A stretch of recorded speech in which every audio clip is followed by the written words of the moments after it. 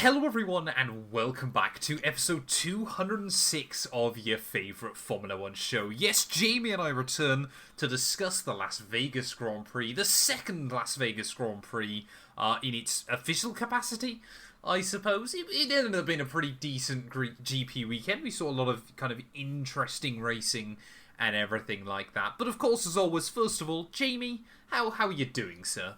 I'm very good, thank you. If you haven't seen the news or the race, obviously go and watch that. But yes, we're going to go straight in with a spoiler that Max Verstappen won the championship. I'm very It's pleased. not really a spoiler, is it?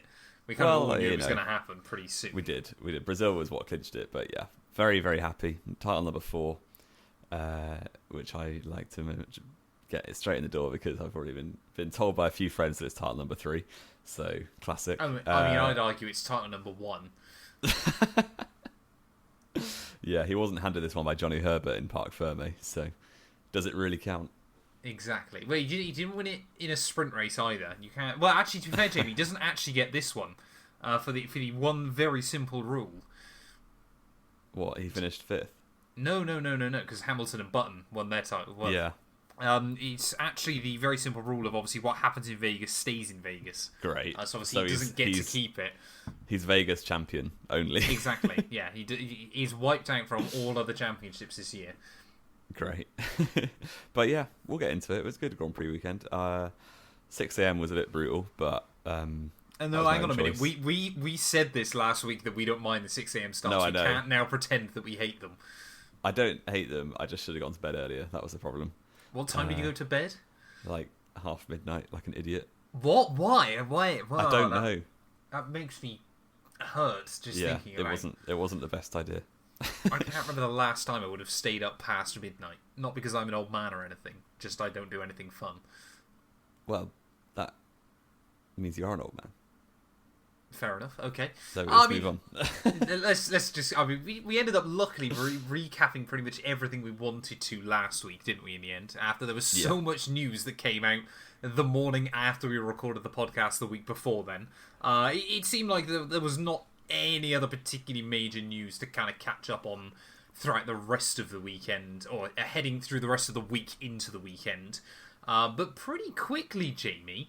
I think no one had really predicted it heading into the weekend, but very, very quickly, one team kind of proved themselves to be quite a dominant force.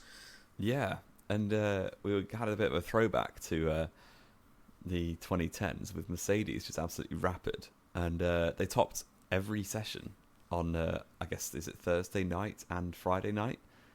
Where practice happens in Vegas, I guess. I mean, spoiler alert, they topped every session all weekend. They did. But yeah, practice especially. Well, Lewis Hamilton was quickest in FP1 and 2, wasn't he? And then couldn't really tell you why, which is always a good sign. And yeah, that Mercedes is either like a castaway 4th quickest or the fastest by a mile. That's it. There's no in between. By a mile is a little bit strong. I mean, to be fair, actually, you say that, Jamie. There is a pattern forming, with the exception of Belgium, if I'm not mistaken. It's cold, isn't it? It's cold. They've taken pole position, obviously, at Silverstone and Canada. The Mercedes just works its tyres in a way that really works in cold conditions. Because obviously Pirelli forced the tyre pressures up, and for some reason Mercedes don't struggle anywhere near as much as anybody else because of that. So it's high-speed, cold conditions. That's what Mercedes like. So it wasn't even the high-speed nature of those circuits, because obviously all the other high-speed tracks, they haven't been that great, with the exception of Belgium. Yeah, I guess. But then they've all been warm, so... Yeah. Is there any cold, low-speed tracks? Not really, are there? I was going to say Barcelona, but not anymore, because that's in the middle of June. And that's not cold either, yeah. Brazil? There's not that many low-speed tracks at all, to be honest. Yeah, Southern Hemisphere. There just aren't really anymore, are there? I don't think there are. I mean, you don't really get many cold Grand Prix, do we? Maybe Suzuka, but I don't really... I mean, that's high downforce, isn't it? Yeah. Yeah, but regardless, they were very quick. They weren't. It was kind of one of those things where I saw that on Friday morning. I was like, oh, this won't last. And then it kind of just did, very oddly. Yeah. Like we said, Mercedes didn't really know what was going on with it, but I think once you kind of look at the data, you kind of go, I suppose that does make sense. But what was easily way more fun than that was the fact that Red Bull somehow brought the wrong rear wing to Vegas. Yes. They packed the wrong one, which is quite funny. Which is hilarious, and someone's going to be losing their job over that. But yeah, because this kind of thing is all done well in advance, like months in advance. You've got to put all the shipping tags and make sure all the parts get put in the right boxes and end up at the right place. Because for parts like rear wings, front wings, in the middle of a triple header, they won't use the same one they used in Brazil, for instance. Unless you're Red Bull, apparently. Or maybe that was the error. HRT. Did you ever know this about HRT in 2012? What, they only didn't have any spares, did they? Well, they didn't have any spares, but they also had no separate wings or anything. So they used exactly the same car at both Monaco and Monza. That is funny. That is very funny. It doesn't surprise me at all. They were a joke. Oh, no. But, yeah, quite amusing. But yeah, the rear wing thing was so funny. We ended up with a speed comparison, like a lap comparison chart on a Red Bull versus Sauber on social media. That was very fun. Yeah, Sauber faster throughout a lot of the lap. Yes, and Red Bull were losing, 6/10 on the straight lines? Something like that, yeah. No, I think that was just on the strip, wasn't it? They were 6/10 down. Yeah. So they took a saw to it overnight, basically. And then the rest of the weekend, Max had these big dints in his rear wing where they just took some of it straight out, which can't have been the best for the aerodynamic efficiency, but it made it faster on the straights, so why not? Yeah, and I mean, it did end up... I think, to be honest, Red Bull kind of always knew this wasn't going to be a particular... I mean, they probably should have known going into the fact that last year they weren't really the fastest car here either. Ferrari, obviously, this circuit worked well for them, for kind of the same reasons it's worked for Mercedes this year, and they were just able to warm up the tyres much better than anybody else could. But I think Red Bull... let's be fair, since really Barcelona, with a couple of exceptions, Red Bull really haven't obviously been... If they've been the fastest car, it hasn't been by much in pretty much all of those GPs. Occasionally Max has helped that, but I think Austria still is often overlooked, for that car was definitely still the best that weekend. But yeah, I'm not sure. Red Bull, he took pole by half second. Like, that is definitely the car. But he's an Austria not just the driver. Yeah, but so's Lando, to be fair. Yeah. But then the fact that Norris was able to haul him in the race was pretty impressive. It was Red Bull poor management and poor pit stop, wasn't it? That really helped him. But I mean, as we got into qualifying though, Jamie, there were some surprises, there were some not surprises, and immediately in Q1, the big shocker was that Zhou Guanyu saw Q2, which I didn't think he was possible of. He saw a good Q2 as well. He qualified 13th, 12th.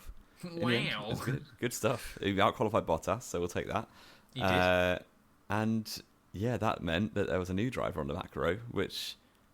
New is a bit strong. Oh, it was Lance Stroll. It was Lance Stroll, so not really new. He's the only man that could end up being slower than Sauber. Although, admittedly, this weekend it wasn't really his fault. He had an ERS failure in free practice 3, didn't he? So the team literally only got him out for one run right at the end. And I'm sure they would have been just... like that meme of Gordon Ramsay saying, "You're an idiot sandwich." I'm sure they were just doing that with him, going, "Do not stack the car." Yeah, do not crash. But yeah, he and his teammate Alonso both out in Q1. Aston Martin have fallen off a cliff in the last year and a half. Joined by Sergio Perez, which isn't even a shock at this point. I mean, it was so little of a shock I'd forgot it happened.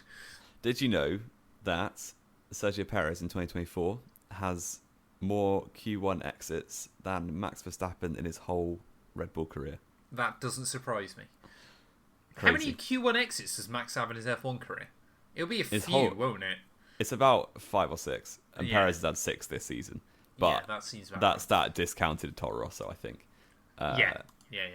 So yeah, there were probably a few in 2015, but not many because they weren't that bad. And no, Toro Rosso actually had a very good car in 2015, didn't they? I wouldn't say very good. They were all right. They were pretty close to Red Bull throughout a lot of the first half of the season, weren't they? Yeah, Red Bull was shocking. That wasn't because Toro Rosso were good. That's what I mean. In comparison to Red Bull, it was my point.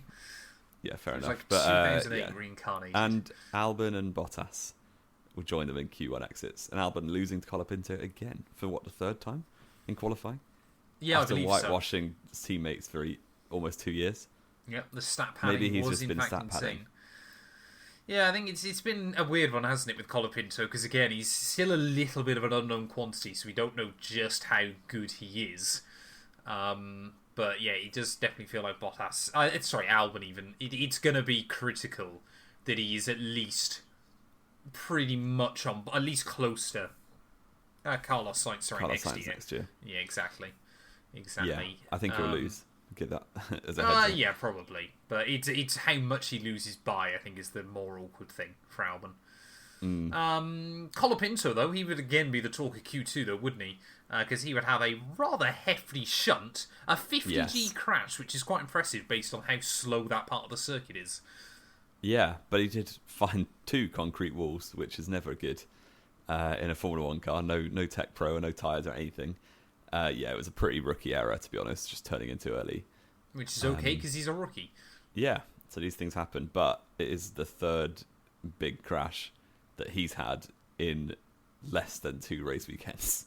Because you have Brazil quali, Brazil race, and this quali session, obviously. So those Williams mechanics are working overtime at the minute, and they better be getting a nice little Argentinian wine for Christmas. From is Franco. Argentinian wine any good? I know it is. Is it? Fair enough.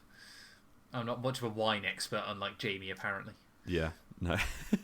But yeah, Williams have well, they were getting into the weekend. After Brazil, they were like, we're almost out of parts. And then Colapinto's ruined a whole other set of parts. But he does bring in that Argentinian money, so it's okay. Yes, yeah. So those shirt sales in Argentina will be paying for the chassis repairs. But it did make me laugh because I saw the amount of tweets I saw, obviously, when they posted the footage of that crash going, Williams need to make the car more drivable. He's turned into a concrete wall. Yeah. It's not about the car drive. It's not that he's had massive oversteer into that wall. He's just turned in too early. In fact, if the car understeered more, he would have missed it. So exactly. If the car was worse to drive, it would have saved him. Exactly, and that brought out a red flag. Actually, not immediately, but nobody complained about it this time because it didn't affect Max Verstappen. Because Gasly, actually, I noticed, went through to Q3 after the yellow flags were out already. But the red flag wasn't out yet, so it was fine. He was ahead, though, wasn't he? He was ahead, yeah, so he didn't go through the yellows. Yeah. But I could have called it. But red flags can't get called automatically, don't you? No, it has to be someone's actual input. So they cannot automate a red flag procedure because, of course, if something bizarre happened and it automatically flagged one, would be a big issue. So it always takes a few seconds. But of course, obviously, at the end of a session and in local yellows, right at the final corner, it was only Gasly that could get through anyway. I saw apparently Liam Lawson got absolutely screwed over by it. And then I saw the onboard from him getting a huge oversteer moment into the corner beforehand, so he'd already messed himself up, but was trying to blame that. Yeah, he probably wouldn't have gone through anyway. But yeah, we had the red flag, which ended the session shortly, so Kevin Magnussen, Zhou Guanyu in P12 in a Sauber. That's worth shouting about. Esteban Ocon, Colapinto 14th, but obviously was going to be starting in the pit lane, if at all, which he did. And Liam Lawson 15th out with him. So yeah. Got Hulkenberg in Q3, classic, as well as Tsunoda and Gasly, and then the usual suspects minus Sergio Perez, who's not actually a usual suspect. I was going to say, he's not a usual suspect, is he? Moving into Q3, though, Jamie, we kind of were all hoping it was going to be a battle of the Mercedes, didn't we? Or at least I did. And then Hamilton, once again, I don't know what happens to Lewis in Q3s, what Mercedes do to that car. Oh yeah, 103 pole positions. Every close title fight in, he's either got lucky or lost. So, and he worked that one out. Every close title fight he's been in, it went wait, so what are the ones he's dominated? It's either gone one way or the other. He's either got lucky or lost because he was going to lose 08. Lucky. Timo Glock. I'll behave. And then he lost in 16. He lost in 12. Lost in 10. Lost in 12? He was never in the title fight in 12. He should have been. But McLaren were useless. But Nico Rosberg just handled the pressure better in 2016. So, you know. Okay. There you go. Anyway, Shelf life FC. Hamilton actually got put out in a bad position on his first run. And then locked up He did then make a mistake. He didn't spin. He just locked up. Well, he spun it round out. To get, yeah. Oh, yeah, spun it round on purpose. Slightly different. But yeah, actually, Jamie, my prediction for a Carlos Sainz pole was almost bang on, wasn't it? It almost was, and I encouraged you to go for that, and then always screw myself over. Yeah, you did, which is quite funny. But yeah, George Russell took it back by a tenth at the last, which he looked favourite all throughout qualifying, to be honest. Especially when Hamilton took himself out of the running. So yeah, Russell got pole position in that rapid Mercedes. Rapid. And then his Just teammate, well-suited. not his teammate, his engineer, sorry, said the weirdest thing on the radio. I don't know what Zubabar means, but there you go. I George assume Russell. it's a Vegas term. It could be, but yeah, George Russell loves a weird radio message, doesn't he? So to celebrate, He's a cool guy. he's very, very cool. And yes, I'm looking at race notes. That is not who qualified second. No, it is not. Yeah, I mean, Carlos the Sainz big shocker. qualified second. Carlos Sainz did qualify P2, but easily the best one was Pierre Gasly. Yeah, And I don't get how so many people didn't notice this, but it was just in his positioning on the road. He had so much slipstream, it was insane. he just got a man nailed it. slipstream. Exactly. But fair So- play. And the he fact that absolutely Verstappen deserved and it. Norris and Leclerc already completed their laps, and then Gasly went second. It was like, what the heck is going on? Gasly out-qualified the top 4 in the championship, Yeah, which is Yeah, with in an what has Alpine. usually been, the 8th or 9th fastest car this year? Probably 8th fastest, Williams. probably just were eighth on average. a yeah. bit lucky. And then Alpine got incredibly lucky. The fact that Alpine, like we were talking about this yesterday, had Max not made his way through Brazil, we could have had 5 teams with a 1-2 finish this year, is absolutely insanity. Yeah. Yeah, mental. That actually takes us on to our quiz, which I'm going to put in here. Oh, you're going to segue here? This is a I very am. early quiz. Because you mentioned teams getting 1-2 finishes. Yes. Spoiler, Mercedes got one. They did. Which makes it 4 teams to get a 1-2 finish in 2024. 4. Yeah. Yeah, that's the year. Is that my quiz? I've just got to guess which year this is. No, it's not. But 8 teams on the F1 grid have scored a 1-2 finish ever in their history. So I'm going to help you out because I'm going to give you, if you need it, the races of their most recent 1-2 finish. And you've got to name who else was on the podium in those races. No. Okay. So, I'm most sure we recent don't have a ones, time limit Mercedes. for this. No, there's no Yeah. time limit. Okay, so that was Carlos Sainz, Correct. Second most recent was Ferrari. which was Cota? It was. Oh, was that? That was Max. It was. Max Yeah. Verstappen, third place. Next it was McLaren. That was at Hungary, wasn't it? Or have they had one Yes, since then? yes, Yeah. it was Hungary. That was... Was that Charles? Try again. It wasn't Lewis, was it? Yeah, it was. Lewis Hamilton.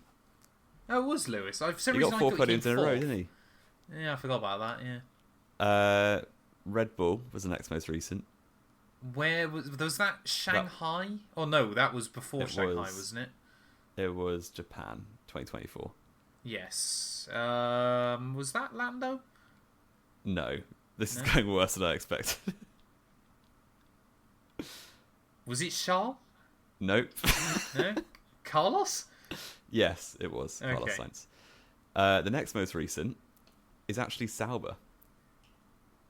Oh yeah, 2008, Canada. Yes. That's mad, isn't it? Oh, he was on the podium with them there. Obviously, wouldn't have been Lewis, wouldn't have been Kimi, wouldn't have been Nico Rosberg. Not that you got one podium anyway that year. He but did, just to that make was a point, you're Australia. gonna tell it. Yeah. Oh, my alarm's going off. Oh no. No. Was it Massa?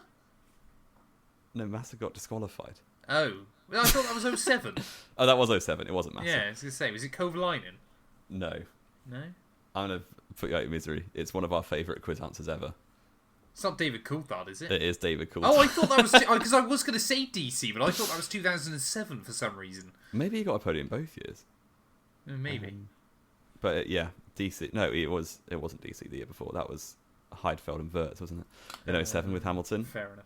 Yes. yeah. Alpine is the next most recent. Which would have been somewhere in 2006. Malaysian Grand Prix. Was it Schumacher? No. Was it Massa? No. Was it Raikkonen? No. Oh dear. Was it Montoya? No. Was it Jenson Button? It was Jenson Button. Yes! Well done. You're currently on 3 out of 7. No, out of 6, sorry. Oh, I didn't Next realise up, I was getting scored like that. I just thought I was having to get 'em. Williams in '03, French. Oh, was that Schumacher? Yes. Hey! And the last one, Aston There's Martin. one more. Aston Martin. Oh god, this would have been like in the late 50s, wouldn't it? No, in '98 Belgium as Jordan. Oh, as Jordan. Sorry.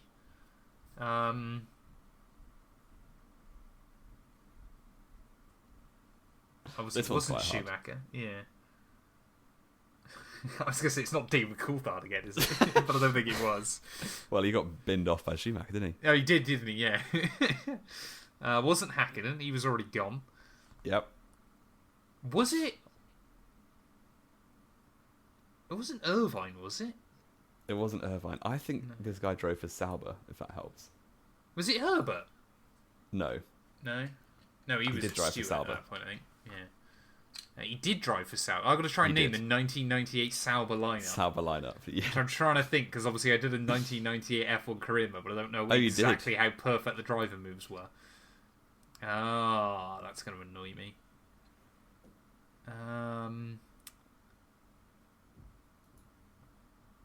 Wasn't a Lacey or something like that? It was a Lacey. There you go. It was a Lacey before he went back to Jordan.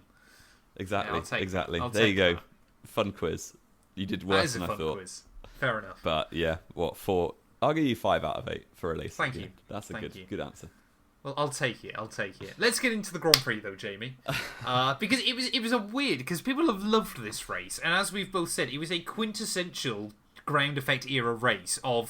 There was a fair amount going on, but it was all kind of seemingly fairly predictable in its nature. Yes, there was nothing that unexpected going on at all. Apart from Kevin Magnussen and Liam Lawson on lap 1 battling and not taking each other out, which was incredible. How that happened. And then they did it later as well, going through that same section with an extra car and still didn't take each other out. That was actually quite impressive. But it was very impressive. Yeah, the start was fairly straightforward. Charles Leclerc got into P2 and then immediately put the pressure on George Russell.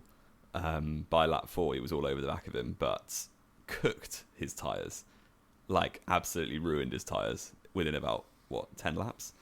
Within about 6 laps. It was much earlier than that, because by lap 10 he pit.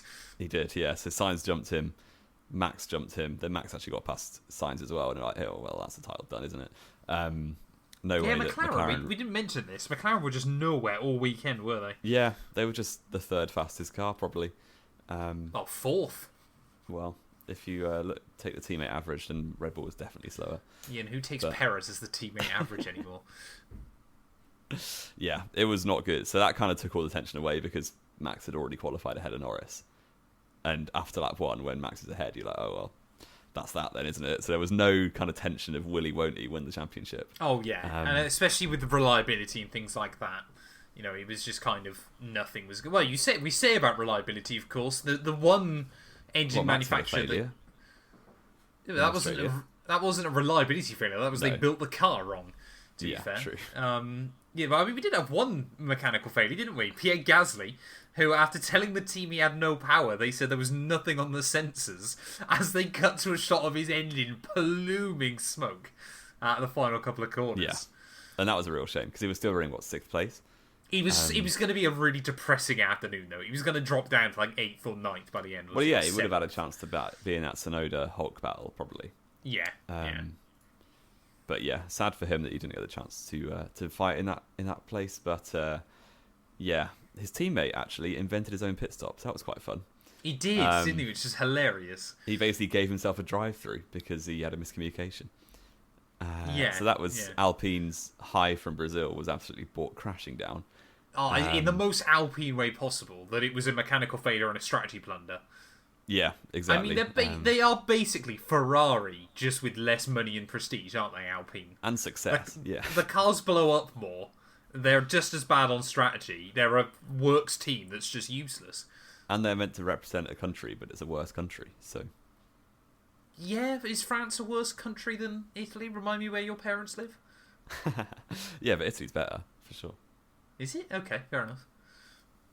Yeah, I suppose French viewers have gone. If we actually have any French viewers, well, there's not a chance. We may as well back the Italians here. With not a chance we have a French viewer. We got interesting though, didn't we? Because it was kind of the toss-up between whether it was going to be a one-stop or a two-stop strategy. And then pretty much by half distance, everyone had worked out, because the mediums or the softs just didn't, it was all mediums, wasn't it, apart from Alonso at the start. Perez. And Perez, who went on hards. But everyone kind of realised that the mediums could do about 15 laps, and the hards could do about 25. So it was kind of everyone worked the first two sets of tyres too hard. So it was just everyone went to hards for the second half of the race. But we did get that bizarre moment with Carlos Sainz, which I've got no idea how he still didn't get a penalty. Oh, I don't know. It was just weirdness all around that lap, because you had Sainz who's cooked his tyres a bit quicker than everyone else. Leclerc's right behind him. Hamilton's right behind the pair of them, who's worked his way from 10th. And they just ordered Sainz to let Leclerc through when he's got about 0.2 of a gap to put himself back into. He did manage it, which was very impressive, but it was just a bit unnecessary. And then a lap later, Hamilton's got him as well. Hamilton's pitting. No, it was the same this lap. was instantly. Yeah, instantly. So Hamilton was still behind him. They box Sainz. Well, they don't. Sainz calls a box himself. And then coming into the pit lane, they weren't ready for him, so he straight lines the last corner. And nobody ever mentions it. And on the commentary, they were like, that's a Stonewall pen. Yeah. And in my head, it is. The only one I can think of... Apparently, though, it's not. The only other one I can think of was Germany 2018 with Hamilton. But obviously, that was different circumstances because, like, they say in force majeure situations, which basically means if you, like, unexpected situations where you have no other choice, it's okay. And I guess if you take in Germany 18 as a precedent, it was, again, a miscommunication where they told him to box and then told him to stay out. Apparently, the rule is... Because the other example that obviously people were given was, I think it was Sonoda, wasn't it, in Austria a couple of years ago, got, like, 3 penalties for cutting the pit lane entry line, didn't he? If you remember this. Yeah. Apparently, the rule is, obviously, on exits, it's always enforceable. Like, everywhere, it is just the rule. You cannot go outside the white line. Apparently, on entry, it's only if it's been noted by the FIA before heading into the weekend. Yeah. So, but I always thought as well, because obviously it was the big thing with Baku, wasn't it? Of there's an extra blue line on the pit lane entry line, which was only there to obviously to remind drivers they cannot go the other side of that line to defend and things like that. Because of course you could end up with an airplane crash like we have at Baku. So Raikkonen got a penalty a few years ago. He did, yeah. That was 2016, I think, wasn't it? Yeah, that was a long time ago. It was kind of one of those ones where they were going. It's obviously everyone was there going, but it's definitely a penalty. And Ferrari went, it's not in the rules this weekend, and the FIA kind of had to go. Oh yeah, I guess we forgot to do that. So well, the race director was first day on the job, wasn't he? So maybe he just forgot to put it in the driver briefing. Yeah, but it's something like that. You'd think, a track like last week. I mean, it's just a blunder by the FIA, isn't it? Because that should have been rule number 1 of the weekend: is you cannot go over the pit lane entry line to try and defend your position. Which is effectively what Carlos did in the end. But he did get away with it, and that's why. Yes. Yeah. And that, for me, that's a Stonewall 5 second, but it should have no been. one complained, so whatever. What's probably more fascinating about this is the fact that Carlos had been on the radio for, probably about 3-4 laps at this point, because he'd absolutely wrecked his tyres, and still Ferrari didn't have the pit crew ready. Yeah. What's going on? Craziness. And they said, wake up, which actually woke me up, because by this point I was very tired. Yeah, that was bizarre. I mean, Hamilton got ahead anyway of both Ferraris with that undercut up to P2. P3 at that point, wasn't it? Because Verstappen was still chilling. Yeah, he was still P3. And then Verstappen just started dropping back. I don't know how he was P2 for so long, to be honest, but yeah. Behind the way the strategy worked out. Yeah, behind the Mercedes of Hamilton. And then it was funny, 10 laps to go, he had both Ferraris closing down, and he was to GP like, should I defend? And GP was like, yeah, you could. If you feel like it, I suppose. Who really cares at this point, mate? Yeah, exactly. And he knew what he had to do, was beat Norris, and that was never looking in doubt, really. Also, Piastri got a weird penalty for not being in his grid spot. But yes, he from did. the outside, it looked like he was fine, but I guess... Oh, no, it looked way too far forward to me when I saw it. Yeah. I'll go back and look at that then. But it's a weird one. But yeah, McLaren was not at it at all. They were just chilling in 6th and 7th the entire race. They basically just became... Mercedes and McLaren just swapped this weekend. Is basically what happened, wasn't it? Yeah. Mercedes suddenly went to the best team on the grid. It looks like no one can get near them, and McLaren just went to close to the top 3 teams, but not quite there. Difference is Mercedes actually executed it. But this is the thing. This is what Mercedes George was still saying. know how to win. I don't know if you saw this after the race, but like George Russell said, Mercedes have had one less win than McLaren this year. Yeah. Which is mad to think about. And like you said, Mercedes, every opportunity they've had to win, and Austria, they've executed perfectly and taken it. Yeah, because they're McLaren a serious, well-run obviously just team. don't. Because Well, Mercedes spent 8 years winning relentlessly, so they know how to execute a Grand Prix. Exactly. And But they McLaren know is as still well, learning. obviously, but it's kind of that thing of, Mercedes for them at the moment still, wins aren't going to come by every other week. They still have to roll the dice a little bit with it. And yet they still execute well, and McLaren kind of trip over themselves and do all this, that, and the other. It's... I mean, McLaren have to go back to the drawing board over the winter, is what they have to do, isn't it? I mean, car design's great, and driver lineup's very good, so they just need to get their race race management almost. They've got all the important pieces there. It's just putting them all together, which is the difficult bit, isn't it? Yeah. I mean, we had that wild move by Perez towards the end, didn't we? Down the inside of both Lawson and Tsunoda. Lawson and Magnussen even. Very, very good move. Impressive. Don't know how it wasn't a crash. No idea. Especially with Magnussen on the outside. I was expecting him just to turn in. Well, you've got Perez and Lawson, as volatile as they are, whenever they get together, and Kevin Magnussen. That's a recipe for disaster. And somehow, it wasn't. I mean, it's basically like having Coke and Mentos is Perez and Lawson, and just a stick of dynamite with Magnussen next to them is like the best way you can describe it. Exactly. But yeah, Perez actually made a good overtake. I can't remember him making many. It is on a couple of B-class cars, it's a couple of cars that like a second a lap slower. But still, for Perez, you got to take what you can take. Exactly. In what, in his own words, has been described as, I think, a suboptimal year, which is quite impressive. I think it's terrible. I think he did say terrible, but do you see Helmut Marko was there saying after the race, he was like, well, factory workers won't get their bonus. It's not based on what Max does, it's based on the constructors. So the factory are going to lose their bonuses for winning the constructors because Perez is a slow driver. Exactly. I mean, it just works out perfectly for Red Bull. They got more testing time, more wind tunnel time, and everything else, and they don't have to give out bonuses. They're already making enough money. Like, I'm sure Red Bull, Ferrari, Mercedes are profitable currently in F1. Yes, easily. That was the one thing we forgot, Jamie. We didn't forget one huge piece of news. What was that? GM are in. Oh yeah, Andretti. Not Andretti. They're called something else. Not Andretti. Definitely not Andretti. General Motors, which will absolutely be renamed again. The Trojan Horse thing. Where it's like, we're just going to rename ourselves to a more credible company, and then they'll let us in, and then we're going to be Andretti. Yeah, that's exactly what's happened. Yeah, exactly what's happened. For 26, isn't it? Apparently. And to be fair, the man who loves a scoop, Eddie Jordan, did call this on the driving, what's it called, Formula for Success podcast that I listened to last week. So he was ahead of the curve, got it right, just like he did when Hamilton went to Mercedes. And yeah, shout out Eddie Jordan. 2 examples in 12 years. Exactly. But that's good news. And Zhou Guanyu might come back. Who knows? Eh? Why? Who's going to drive for Andretti? I mean, they'll not put Zhou Guanyu in the car, I wouldn't have thought. Why not? Because he'll get tariffed to drive, won't he? Oh yeah, can't have those Chinese imports into American. Exactly. Yeah. That's a good point. It'll be Logan Sargent. Bring him back. It'll be Cheeseburger McFryface and Logan Sargent in the car or something. I don't know. Right, let's stop offending different nationalities. And Nico Hülkenberg, very good race. Finished P8. Let's stop offending drivers. Let's talk about Nico Hülkenberg. Exactly, that's the next thing on the list. Because he has got Haas back into P6 on his own. I mean, he hasn't on his own. Kevin Magnussen has scored points this year. And Ollie Behrman has too for Haas. He has, yeah. But yeah, Haas are back up to 6th in the championship because Hülkenberg spent 15 odd laps trying to get past Tsunoda and finally did it with about 3 to go. So that made me very happy. And yeah, I mean, had he not got Tsunoda though, it would have been what? Alpine on 49, Haas on 48, VCarb on 48, which would be and to be wild. honest, it's still really close. Yeah, it could still go any direction. Yeah.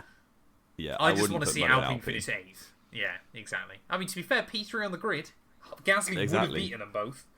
Gasly could have beaten them both. He would have been in that 5, sure. Yeah, well, I didn't know if this didn't really get talked about into the weekend, Jamie, but Red Bull have now given VCarb a load of their rear suspension components, apparently, to try and help them out to the end of the year. No, they are allowed to do that. Oh, well, fair enough. They might as well. Given them, pretty much everything they can do for these last few races they've given to them towards the end of the year. But anyway, George Russell, like we said, took the win. Absolutely dominant factor. We basically didn't see him after lap 4, did we? No. Because he was just coming out front. Hamilton was closing in on him, though, towards the end. Hamilton's race pace in the final stint was 0.8% faster than George, which is mad. Yeah, but Russell had a 10-second lead, so he wasn't going to be pushing as hard, was he? Yeah, but he was still surprised that Lewis got as close to him as he did in the end. And Lewis would have won if he not messed up qualifying, for sure. Well, exactly. Lewis did come through for P2, though, ahead of Sainz and Leclerc. Max in P5, like we said, for the World Championship, done and dusted. With Lando, Oscar Piastri, Hulkenberg, Tsunoda, and Perez rounding out our top 10, Jamie. Who would you say was driver of the day? I think there's a few to shout out here. Not Lewis Hamilton, who got the real one. No, I'd just say Lewis Hamilton is absolutely one that deserves it. Well, he only was voted the real one because he messed up qualifying. I'll go George Russell. I think George Russell is another one that I would definitely have to shout out. Hulkenberg, I think Hulkenberg and Tsunoda both deserve some credit. They were, again, very, very good this weekend. And I think, Zhou for his qualifying effort is worth a shout. Yeah, Where did Zhou finish the race? Zhou finished P13. So actually pretty good, to be honest. Yeah. Fair play. Are you going Zhou? Is this really happening? I'm not going to say Zhou. I'm going to say George Russell. Okay. So I think George Russell is our driver of the day, isn't he, between us? Yes, indeed. Race rating. It was. Yeah, I might want to look. I want to compare for the old ones. I would say a 6.5. I was looking exactly at Mexico and thinking it was about as good as that, wasn't it? Yeah. I might say a 7. Might have been slightly, but no, I'm going to say a 6.5 as well, actually. Yeah. One of our lower... Actually, it's not one of our lower rated races. I mean, our best rated race this year was Silverstone. It's very mid. Is it really Silverstone? Is that because of your bias? No, you gave it an 8.5. You put 9.5. Yeah, but it's also the joint highest rating you've given a race this year. Yeah. Maybe I'm just a Scrooge when it comes to race ratings. My word. I think we both are, to be honest. That's just Brazil got an 8. Brazil was class. Why did I not give it 8.5? All right. Well, what else? Predictions recap. We did terribly. Well. What are the scores on the doors, Jake? 68 for me, 73 for you. So 5 points in it. Yep. I put Charles Leclerc on pole. Nope. 0 points. Charles Leclerc P1. Nope. 0 points. Oscar Piastri P2. Nope. 0 points. And Max Verstappen P3. Not a chance. So you got 0 this weekend. I got That's a not big helping fat you close in. You put Carlos Sainz on pole, which was almost bang less on. than a tenth off. That would have been Norris wild. to win the race. No. Yeah, that one was a bit more inaccurate. Charles Leclerc P2. Not a chance. Nope. And you got 2 points for putting Sainz third. Yes! Despite him ignoring team orders to get that P3, but then why wouldn't he ignore team orders at this point in the season? Why does he care? Yeah, and Leclerc fans are losing their minds on Twitter. I've seen people trying to say that they should drop him for the last 2 races. Why? Who cares? It's the same number of points for the team. Exactly. And if Leclerc finishes second or third, does anyone actually... It's just another P2 finish in the Drivers' Championship he gets. Who cares? Exactly. So what does that mean? I've got a 7.5.7 point lead now? 7-point lead. You're going to win. Wow. There's only 18 points available. My one tweet a year is going to be from you. No, your profile picture is having Lance Stroll focus onto it. That's. I'm actually down for that, so I'll take that. I might throw just to get Lance Stroll on my profile picture. Just make Lance Stroll your profile picture. It's real simple. Perfect. Indeed. Perfect. Have we got anything else to add, Jamie? I think we've rattled through everything. I think we've done well. I need to go to work. You need to go to work. I say go to work. I need to turn my laptop on, which is right next to me. So fair enough. Thank you all, as always, so much for listening. If you have enjoyed, please do make sure you leave a like. Get yourselves subscribed. And Jamie and I will be back. Well, it's going to be later on this week. We haven't even worked out when we're going to do it yet. Ready for the Qatar preview.